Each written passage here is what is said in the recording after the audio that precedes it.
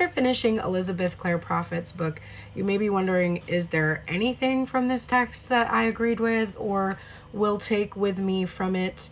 And I can say there were a couple of things, because I had to ask myself, what about this book or this idea became so mainstream? Like, why did what she said become something that we're consistently talking about?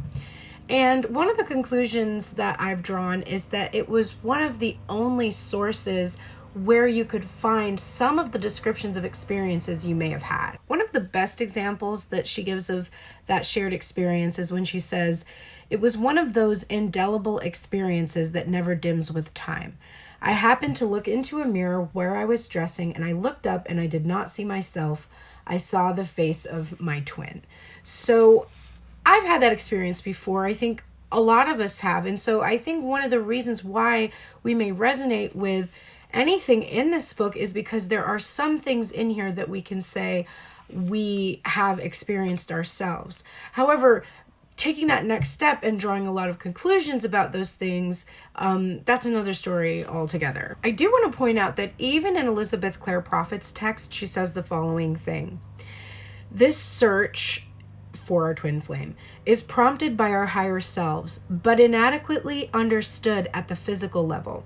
Often, when people learn that they share a unique mission with their twin flame, they begin to search physically for that one special soul instead of seeking their wholeness within. This is always a detour on the path to soul liberation. It is our relationship to God and our higher self that holds the key to finding and becoming one with our twin flame." In truth, she does a good job of talking about the search of wholeness. An absence of wholeness makes you incomplete. And when you're incomplete, you are not focusing on the divine magnet of wholeness that can attract to you the very thing you need to complete your wholeness.